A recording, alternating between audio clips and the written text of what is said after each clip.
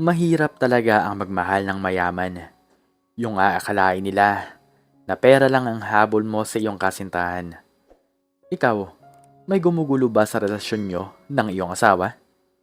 Kung ganon mga kahuanatel sa itunghayan nyo po ang istoryang ito na tiyak ay kapupulutan nyo ng aral.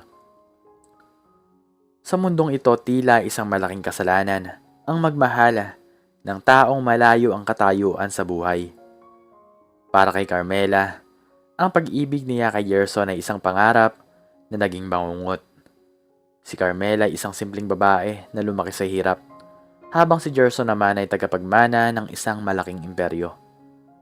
Sa kabila ng kanilang pagpapakasal, hindi natapos ang pangahamak ng lipunan sa kanya. Sigurado ka ba, Gerson? Baka naman ang pitaka mo lang ang minahal niyan. Madalas na bulong ng mga kasamahan nila sa negosyo na sadyang pinaparinig kay Carmela. Ngunit si Gerson, sa simula ay matatag.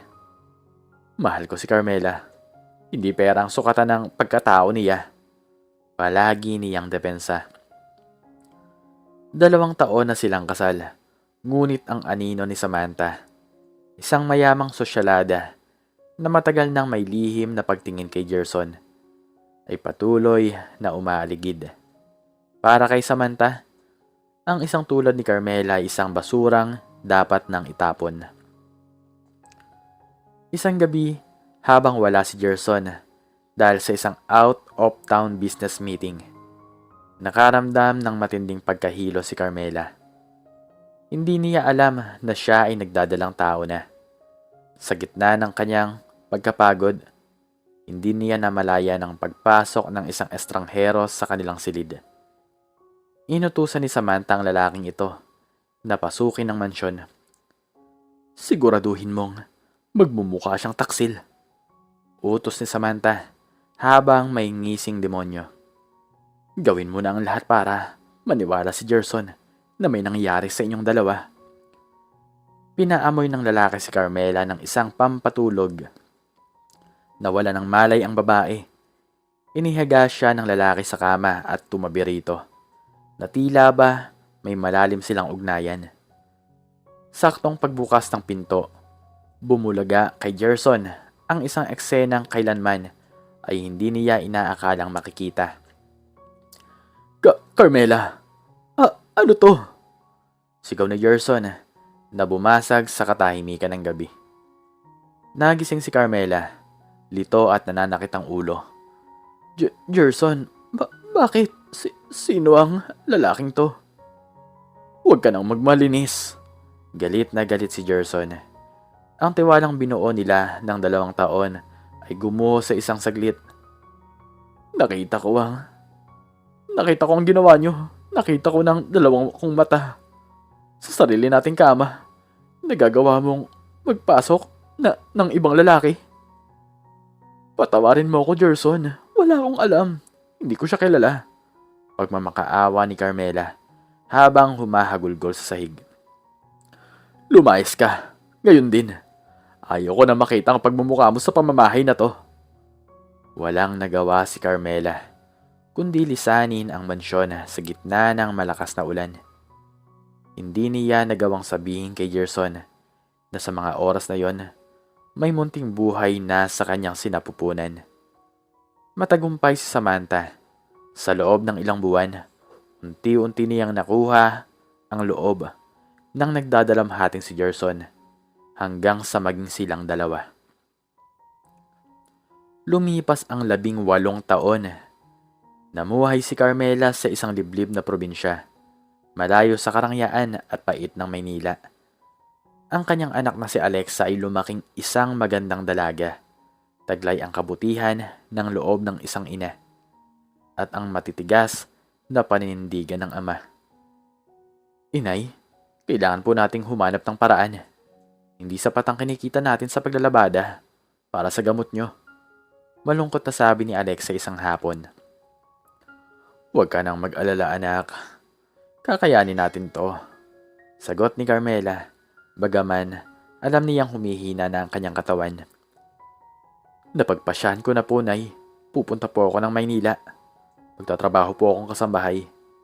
Doon, Malaki daw ang sahod sa mga malalaking mansyon. Determinadong sabi ng dalaga. Sa kabila ng kaba, pinayagan ni Carmela ang anak. Di niya alam na ang tadhana ay may sariling laro. Ang napasukan ni Alexa na trabaho ay walang iba kundi ang mansyon ni Gerson, ang kanyang tunay na ama.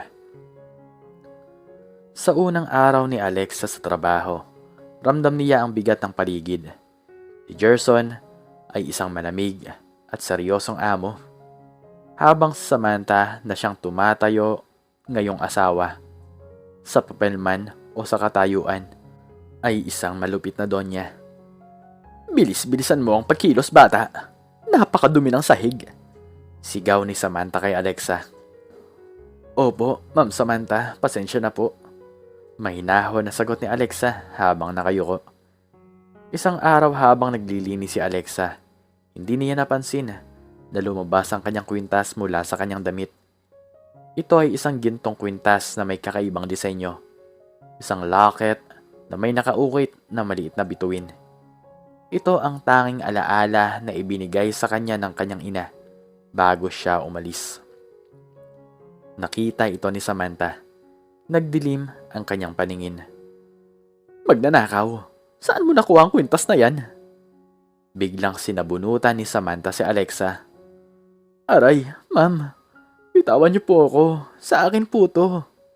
Sigaw ni Alexa habang lumuluha. Huwag mo akong lokohin. Yan ang kwintas ni Gerson. Siguradong ninakaw mo ito sa vault niya. Patuloy na pananakit ni Samantha. Tatawag ako ng pulis. Ipapakulong kita. Basurang bata ka. Eksaktong dumating si Gerson mula sa opisina. Anong nangyayari dito? Bakit may kaguluhan? Gerson, tingnan mo itong bagong katulong natin. Ninakaw niyang kwintas mo. Turo ni Samantha kay Alexa na nakahandusay sa sahig. Nagtaka si Gerson. Kinapa niya ang kanyang leeg. Samantha, suot ko ang kwintas ko. Tingnan mo. Inilabas si Gerson ang kwintas na suot niya. Kapareho ng kay Alexa. Natigilan ng lahat. Lumapit si Gerson kay Alexa at pinagmasdan ang kwintas ng dalaga. Ang kanyang kamay ay nanginginig. Saan mo nakuha to? Bigay po ito ng nanay ko, si Carmela. Sagot ni Alexa sa gitna ng paghikbi. Parang tinamaan ng kidlat si Gerson. Carmela? Nasaan ang nanay mo? Dalhin mo ako sa kanya, ngayon din. Kasama ang mga bodyguard at si Samantha, na pilit sumasama dahil sa kaba.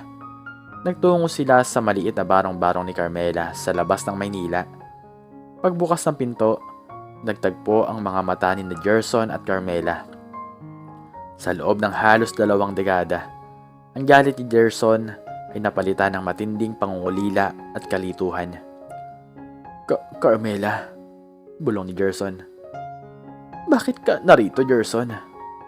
Ano pang kailangan mo sa amin? Matapang na tanong ni Carmela, bagaman bakas ang sakit sa kanyang tinig. Anak ko ba siya? Bakit nasa kanyang kaparehan ng kwintas na ibinigay ko sa'yo? Oo, Gerson. Siya si Alexa, ang anak na hindi mo man lang binigyan ng pagkakataong makilala dahil sa dumi ng tingin mo sa akin noon. Sagot ni Carmela. Upang makasigurado, sumailalim sila sa DNA test. Ang resulta, 99.9% probability. Si Alexa ay tunay na anak ni Gerson. Habang unti-unting naglalapit ang loob ni Gerson kay Alexa, hindi mapakali si Samantha. Alam niyang malapit nang gumuho ang kanyang binuong kasinungalingan. Isang araw, isang estrangherong lalaki ang kumatok sa pintuan ni Carmela. Siya ang lalaking binayaran ni Samantha. 18 taon na ang nakaraan. Patawarin niyo ako, Ma'am Carmela. Luhod ng lalaki. Hindi ako pinapatulog ng konsensya ko. May sakit na ako at ayaw kong pumanaw na may dalang ganitong kasalanan.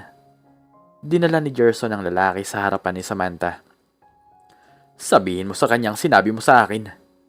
Utos ni Gerson. Ang boses ay kasing lamig ng yelo. Si Samantha, siya ang nag-utos sa akin. Binayaran niya ako para pasukin ang kwarto niyo at painumin ka ng pampatulog, Ma'am Carmela. Gusto niyang sirain ang pagsama niyo. Nanlaki ang mga mata ni Samantha. Nagsisinungaling siya, Gerson. Huwag ka maniwala sa kanya. Sapat na, Samantha. Sigaw ni Gerson. Lahat ng ebidensya ay nandito na. Pinahirapan mo ang pamilya ko. Pinagkait mo sa akin ang anak ko. Agad na pinalayas ni Gerson si Samantha at kinasuhan ito ng defamation, physical abuse kay Alexa at iba pang krimen na nagawa nito sa pagmamanipula ng mga dokumento sa kumpanya. Sa huli, nakasuot ang kulay kahel na damit ang dating mapagmataas na Samantha sa loob ng rehas. Muling nabuo ang pamilya ni Carmela at Gerson. Sa harap ng marami, humingi ng tawad si Gerson sa kanyang asawa. Carmela, patawarin mo ako kung naging mahina ako. Kung hinayaan kong manaig ang galit kaysa sa tiwala. Pagsusumamo ni Gerson habang hawak ang mga kamay ni Carmela. Matagal na kitang pinatawad, Gerson. Ang mahalaga ay nandito na tayo para kay Alexa.